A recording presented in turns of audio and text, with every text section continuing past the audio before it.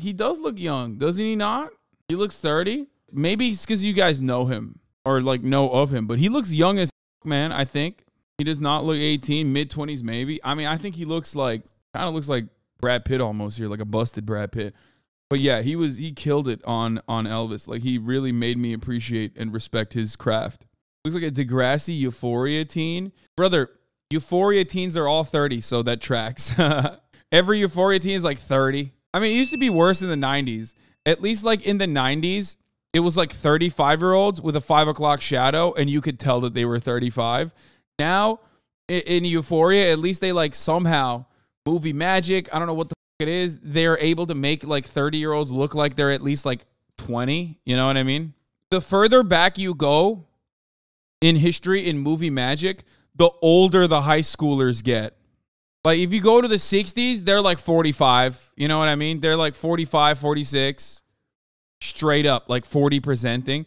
Can't believe that as a child, Grease had me thinking that these people were teenagers. To be fair, though, I feel like back in the 50s and 60s, there were actually like 40-year-old looking ass high schoolers. Whatever, it was just like all the lead contamination. You know what I mean? Like asbestos, like they were smoking cigs at like 12.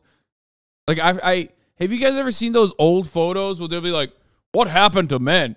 And then they'll like show a fucking high school graduation video, and it literally looks like they all have like severe illnesses, like severely ill. Like they all look like they've been smoking a pack a day while like working at the chimney shop, okay? They're just cleaning out all the chimneys. Veritasium has a video about this, really? Did people used to look older? Vsauce actually straight up made a video about this. Wait, let's see. What? These people were 23? There is no way that that man is 23. Shut the fuck up. Dad McCarthy all in their Oh my God, bro. Wait, how old was NSYNC at this point? Yo, what the fuck? Everyone was always like, what the fuck? Norman's 34. Hate to break it to you ladies, but this is what your boyfriend looks like under the beard and glasses. Oh no. Okay, this is crazy. We gotta watch this. Aging at the speed of white is such a real fucking take. For those of you who don't know, Nicki Minaj stans, the Barbs, attacked me and said I was racist.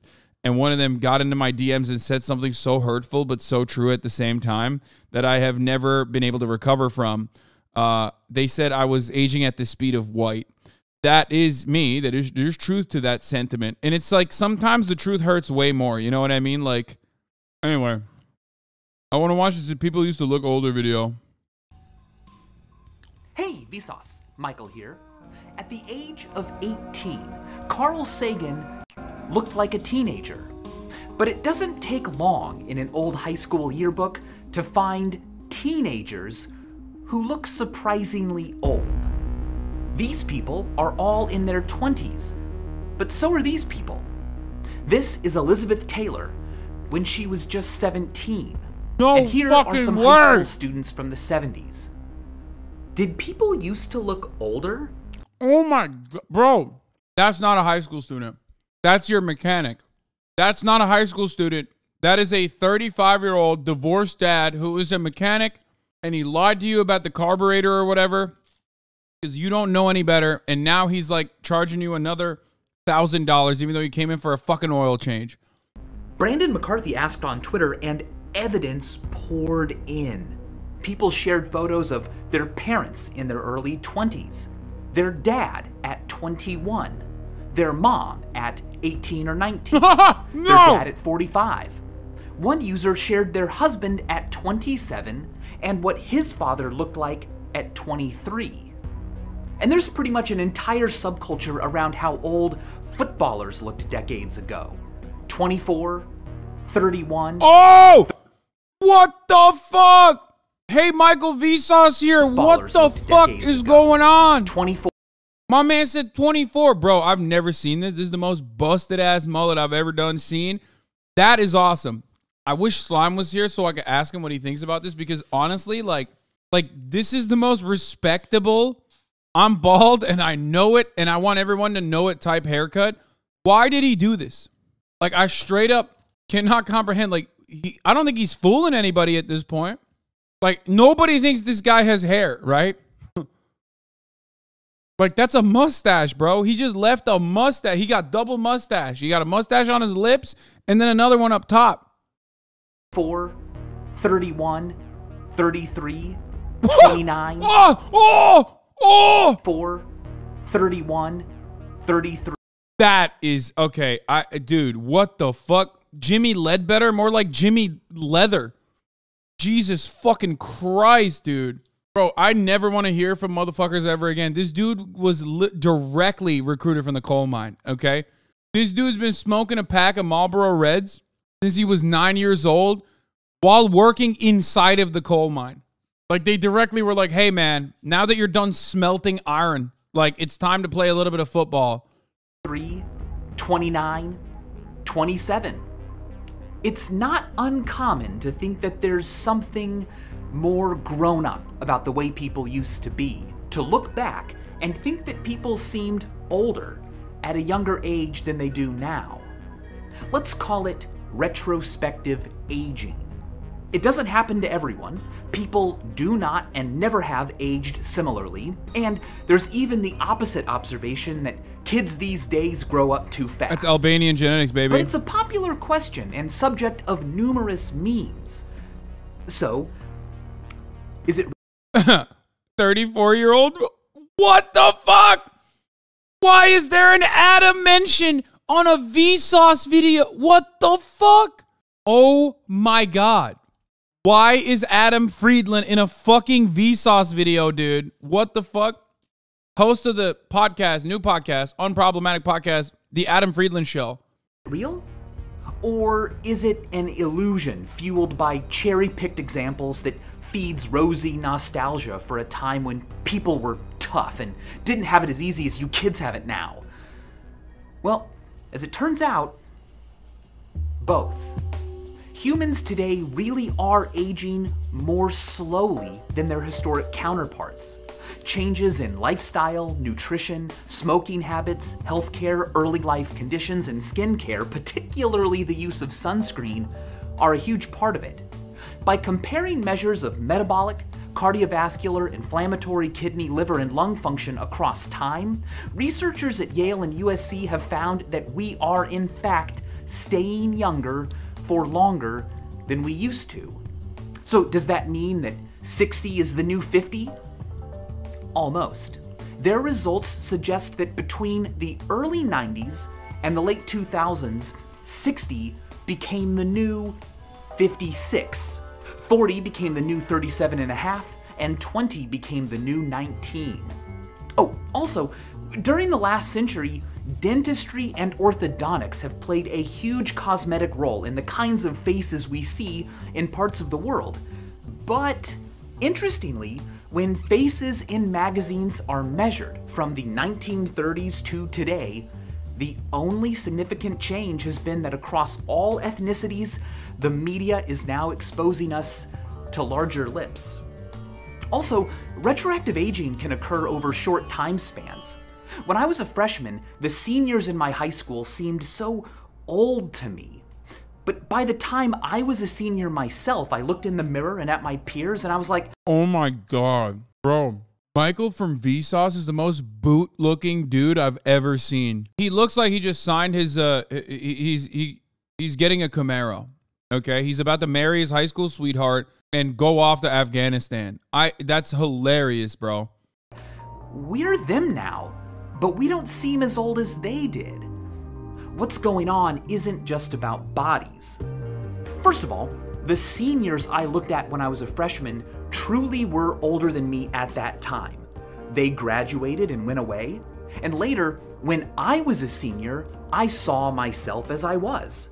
But in my mind's eye, I saw the earlier seniors as they appeared to me when I was younger. Retrospective aging seems to also be about perspective. Let's go back to this tweet. This is George Wendt playing Norm on the TV show Cheers. Now, when Cheers premiered, Wendt was indeed 34, but I looked it up, and this image is actually from episode 24 of season 5 when Wint was 38. So we're not comparing apples to apples here. However, this is an image of George Wendt at 34, and Ashley Fairbanks made some alterations and a good point. However, here's the rub. These alterations don't make Wendt look more like a 34-year-old. They make him look more like a 34-year-old today. Yeah, they just made him a fuckboy. Also, I say this all the time, but like, men constantly glance over the impact that a fucking beard has. You know what I mean? Men will always talk about like, oh my god, bro. Like, that's you, Hasan? Come on, bro. Do I look like that without a fucking beard? Give me a goddamn break. Shut the fuck up. Men don't do facial makeup because we got beards, bro. Similarly, giving the Golden Girls modern-day hairstyles and makeup drops their apparent age a lot. Superficial styles and mannerisms can often make not just a big difference, but all the difference, which supports the hypothesis that retrospective aging is often an illusion. Modes of self-expression are always changing. Clothing, hairstyles, accessories, makeup, mannerisms, language, body language. Now, modes can come back, but never exactly. The context is always a little bit different. And from what's available or acceptable at any one time, we each draw ways of appearing or being in the world. And even if you don't care about how you look or think about how you act, what options you even have are dictated by what's currently popular or normal or being pushed on people like you. Few of us stay at the stream, drawing. Okay, I want to also point something out here about this, but there is one component here that he didn't bring up, and that is weight. The factor of weight is such an interesting one because on the one hand, when you're 34, it makes you look older, but like when you hit 38, it makes you look younger. It's such a weird thing. Like, he doesn't look all that old here if you consider that he's 38. Just something to consider. Someone said Vsauce is 17. Yeah, okay, dude. Was dressed the way older people dress. Intrinsic. Wait, where the fuck were we? Oh, here. Body language. Now, modes each draw ways of appearing or being in the world. And even if you don't care about how you look or think about how you act, what options you even have are dictated by what's currently popular or normal or being pushed on people like you. Few of us stay at the stream, drawing what's new all our lives. For various reasons, we often wander away with our catch. Perhaps it's because we settle into an identity we're comfortable with, or fear the taboo of not dressing our age, or simply run out of time to care. But when we're gone, the stream keeps changing, and we get older and continue to use the mannerisms and styles we grabbed a while back. Eventually, to whatever those styles initially evoked, a new connotation is added. Old person. My burrito is not from Escuela. You just made that up. Not because the look or behavior is intrinsically for the elderly, but because those who use it, us, became old ourselves. If you want to look older, what do? Well, you can dress the way older people dress. And the thing is, that's often how they used to dress too. We think people looked older in the past because they look the way old people do. Stop trying to dox my burrito. Dale Irby, a gym teacher at Prestonwood Elementary School in Dallas, Texas, posed for his first yearbook photo in 1973. The following year, he accidentally wore the same outfit again. He says he was embarrassed at first, but his wife Kathy challenged him to do it again. So he did. His wife? Wait, what? Didn't he just say his high school yearbook? I guess he's the teacher, right? I'm so confused now because it's 1973. Is he a teacher or is he a student? Why does he have a wife? That's what you get for gatekeeping? And he never stopped. What he gave us is a great, exaggerated example of how what once connoted youth comes to be associated with old age. The people we keep seeing a style on get... Dog, he should have swapped out those glasses the moment the 70s were over, okay? He was like, I want to wear whichever kit makes me look the most like I, decapitated my grandmother. Older and older themselves until we think of the style itself as being for... By the way, I see a lot of you making fun of this guy for never switching his shirt over the course of 25 years, but you all seem to love when Asmongold doesn't do it, okay? Oh, it's cool when Asmon doesn't fucking switch his shirt for 20 years, but it's not cool when this guy does. I see it, dude. Y'all are in the rookie hole. Dude, you're in the rookie hole, dude. Straight up. Yeah, oh, Moist Critical. When he does it, it's sick. When this guy does it, it's weird. Old people. He did it on purpose. Holy fuck. Is chat even listening? Guys, we're all memeing. Are you figuring out? You're on twitch.tv where everyone is memeing. Like, everyone knows what's happening here, but we're saying something that's not the truth in order to get a guffaw, a ha-ha out. Okay? That's where it's coming from. Retrospective aging, then, is double-pronged, both real and illusory.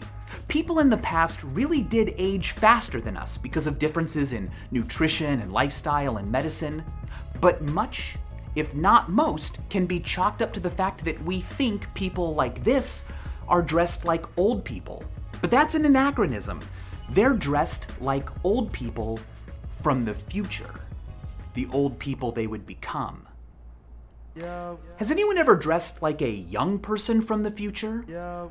Well, it happened in 1941 at the reopening of the South Fork Bridge in Canada. What is this music? A crowd came out to celebrate and photos were taken. In 2010, the photos were digitized and placed online. That's when this guy was noticed, a time-traveling hipster. Why a time traveler wouldn't bother to blend in, and why, with all of history to visit, he chose the reopening of a bridge in the 40s, no one knew.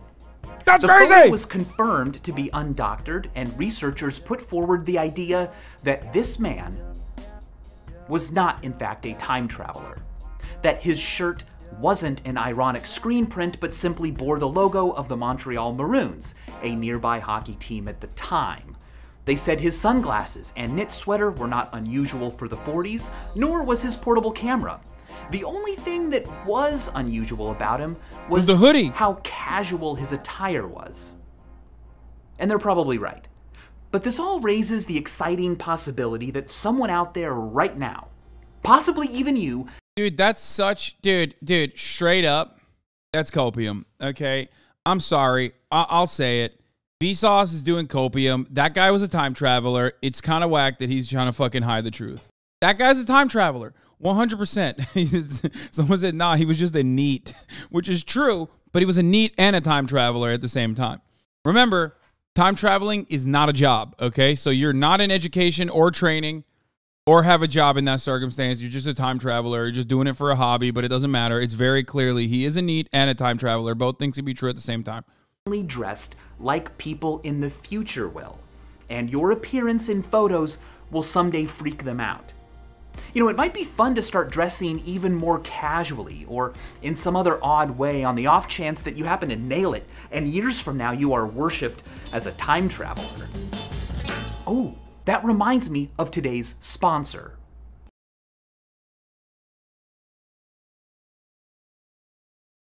Whoa! Neurons. Wow. Whoa! Who's that guy?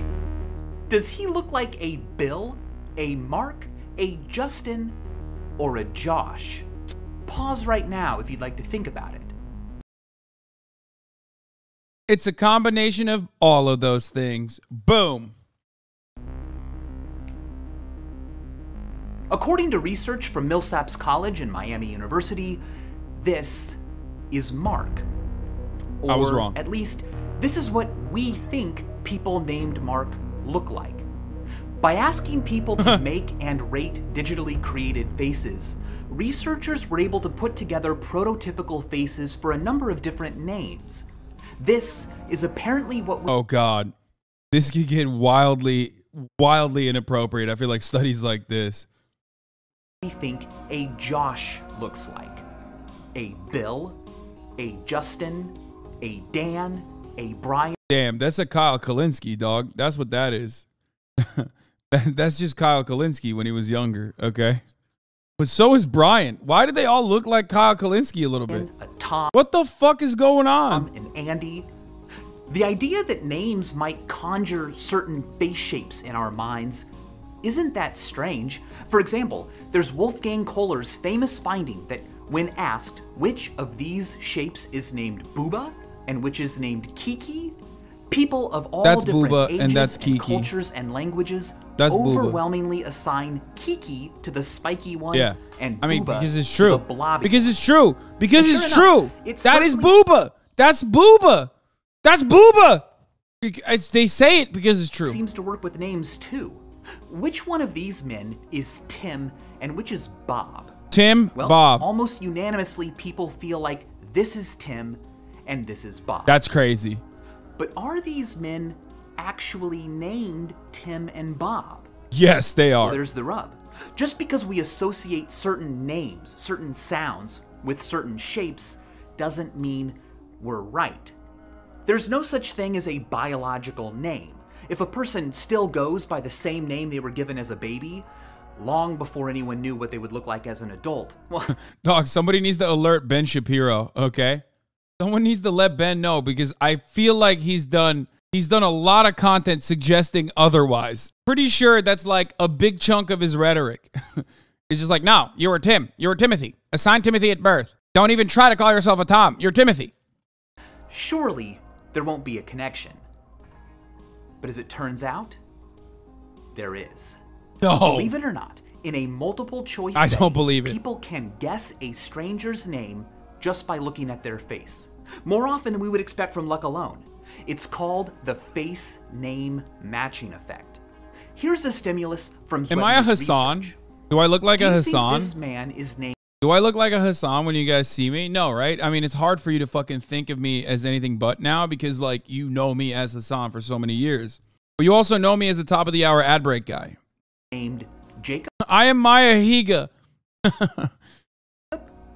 Dan, Joseph, or Nathaniel. By just randomly picking a name, people should get this Dan? right 25% of the time. Dan.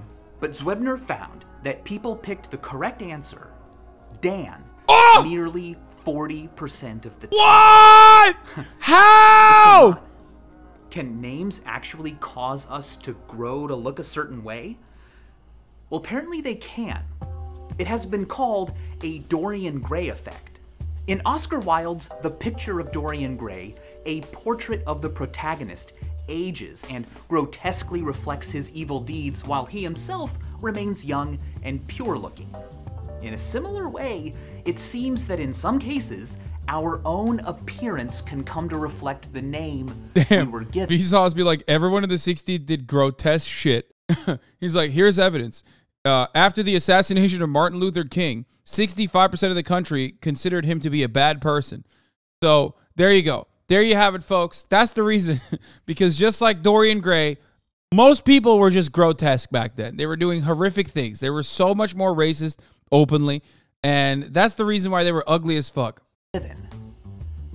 But I kind of think it's really more of a reverse Dorian Gray effect. People in the 60s looked old because they were named Matilda or Barbara or Eustace.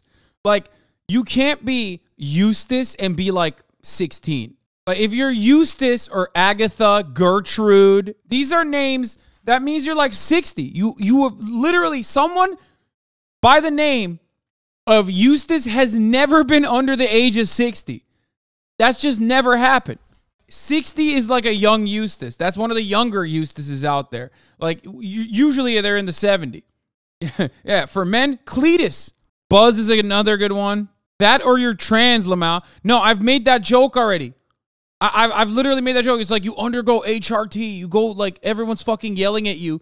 And then you have this once-in-a-lifetime opportunity that no one else usually gets to take seriously, which is, like, choosing a name for yourself, because no one chooses a name for themselves, and then you choose fucking Eustace or Gertrude.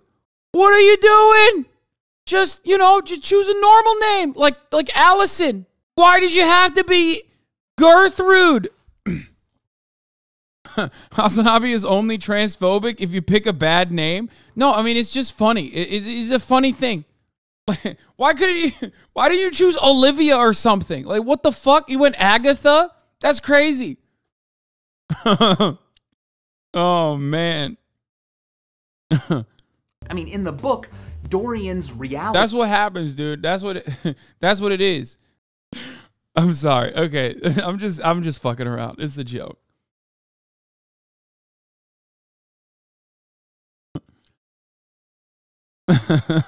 Not the Agatha slander. You are Agatha. You are Maya Higa. Anyway. Ludwig is an old ass name. I do kind of like Ludwig as a name though. I don't know.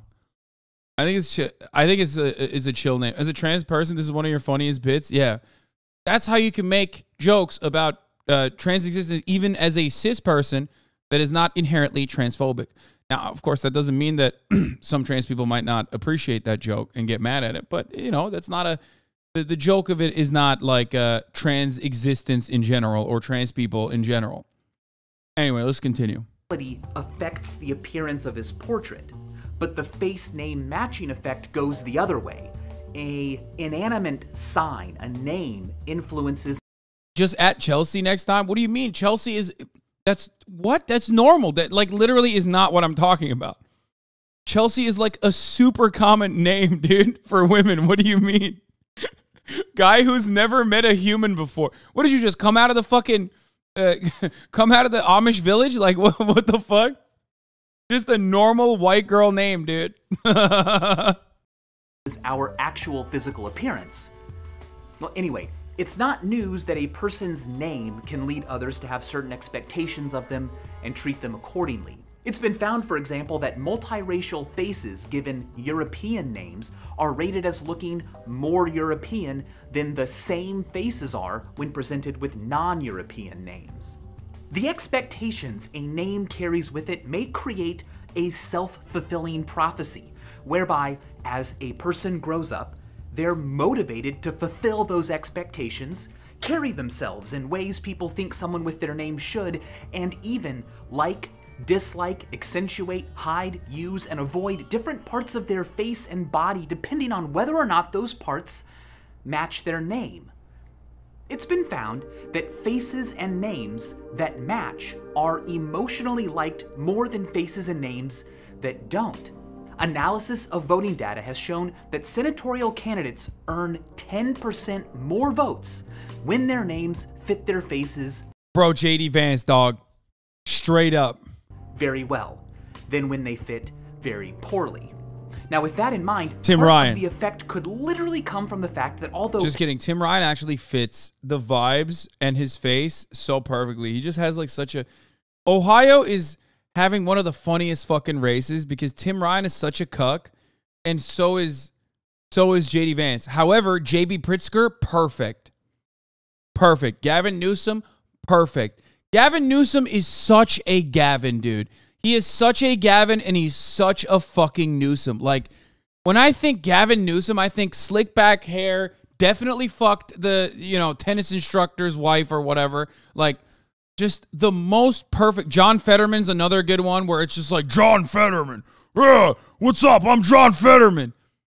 It fits so perfectly. Blake Masterson fits perfectly as well, but like in a school shooter kind of way, you know what I mean? Of course, this does not fit. There's another thing that I've always talked about, which is extremely white senators and House of Representatives members that have names that if you don't know how to read them correctly, you would think that they're black, like Sherrod Brown. Or what was there's like a list of names that I've gone through before where you're like, oh, that's Sherrod Brown. And you're like, no, that's not. Like, that's just like a white union guy. For the longest time, I thought his name was Sherrod. You know what? It's so funny. Bernie Sanders kind of works that way too. Yeah. Jerome Powell. That's another one. Al Franken is Sherrod. It's supposed to be Sherrod Brown. But for the longest time, I thought it was Sherrod Brown. Anyway, let's continue. Parents don't know what their kid will look like as an adult. The parents do know what they look like, and without knowing it, tend to prefer names that match their faces, which are likely to resemble their child's face as well. But not always. If the dissonance is too great, a person can always change their name, either completely or by simply choosing a nickname. If I had been just a little bit different, Michael, could have always gone by Mike.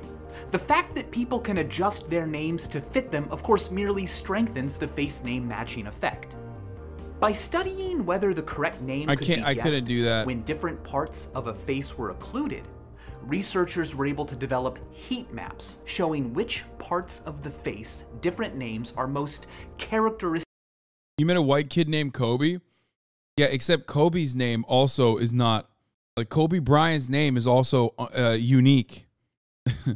So the white kid and Kobe Bryant himself both had a unique name coming directly out of Japan.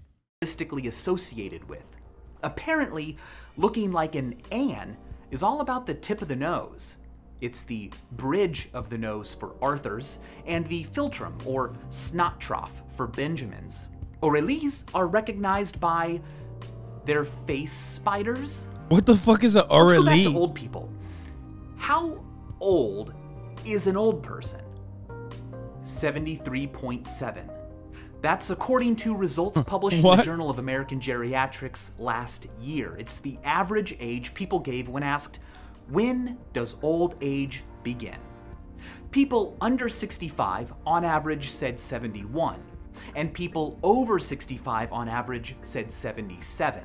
Women said old age began. Yo, y'all fucking suck. And if you ask this Twitch chat, they're gonna say whatever Hasan is.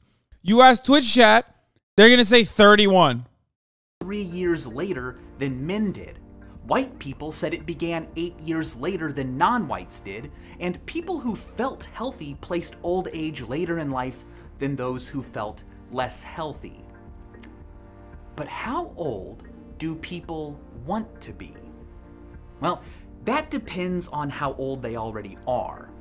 In America, the only people who are the age they would like to be are 21-year-olds. People younger than 21 wish they were. Taylor Swift was so right, dude. Straight up. Nobody likes you when you're 22. Also here, a One Piece fan drew me, okay? I need to do this little brief intermission, okay? There you go. I'm never watching or reading One Piece, okay? That's Blink-182 and it's 23. Wait, oh my God. Wait, stop. Was it actually Blink-182? On the previous podcast, I made jokes about Taylor Swift, saying like, oh, do you ever feel like a plastic bag? You know, like that she made that song. And now I unironically feel like I'm just saying wrong songs without even realizing that are not attributed to Taylor Swift now. We're older, and people older than 21 wish they were younger. People who are 40 wish they were 30. People who are 60 wish they were 40. And people who are 90 wish they were 60. When people are asked if they could be one age forever, the average American picks 36, which is actually how old I am right now, funny enough. No shot, dude. If I was one age forever, I mean, if I have the financial security I have right now, I'm picking fucking 21, dude. That shit was, my body was a machine back then, dude. That's crazy. Dude, whatever age where I could just like slam beers, okay, and eat a pizza at like 3:30 only to wake up at 6:30 and be 100% and have zero hangovers. That's what I want back, okay? I mean, I was pretty good at 25. I'd say 25 probably. 36 is like crazy. 36 is, the reason why people are saying 36 is because that's when they probably got to like their peak financial security. That's when they felt like they were young enough while simultaneously having financials, like some semblance of financial security. That's literally the reason. Here's something else that's funny. Old people are more likely to think they dream in black and white. Not because it's part of the aging process, but because they are veterans of the great black and white dream epidemic of the 20th century. Prior to the 1900s, Aristotle, Descartes, Freud, Everyone who wrote about the topic reported that dreams contained color. But as humanity moved into the 20th century, the number of people reporting color in their dreams dropped just as quickly as the popularity of new black and white movies and TV rose. By the 60s, as color TV and— Wait, does that mean we're dreaming in 4K now?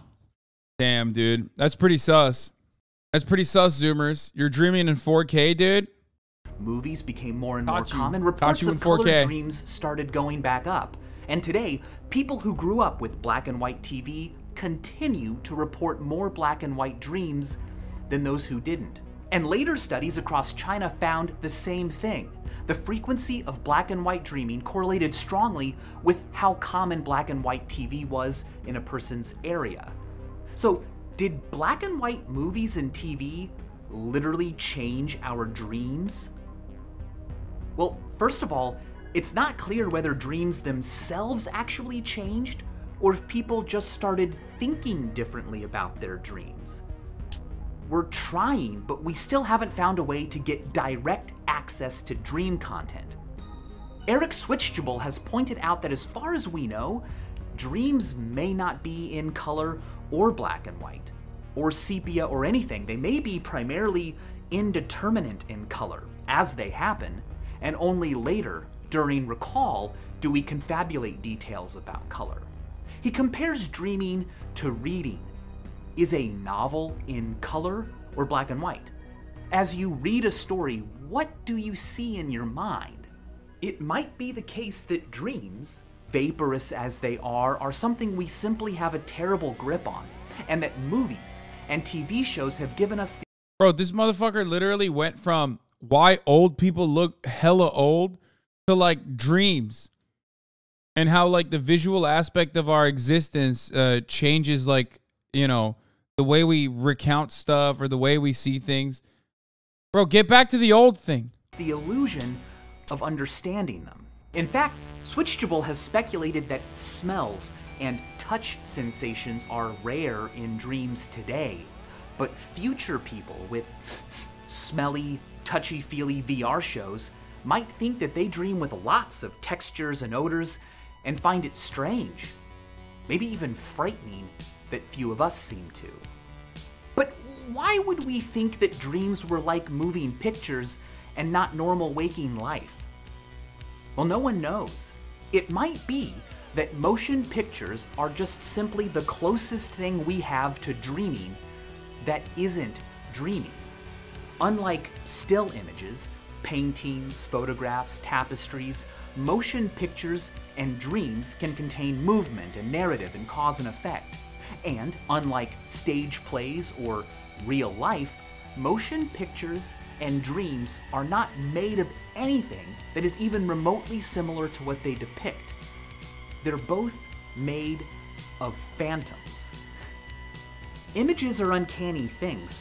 A person bro. in an image is frozen in time. Calm down, man. Jesus Christ. This is way too fucking dang. But yet can seem to grow old. Our own image can depend on what we are called.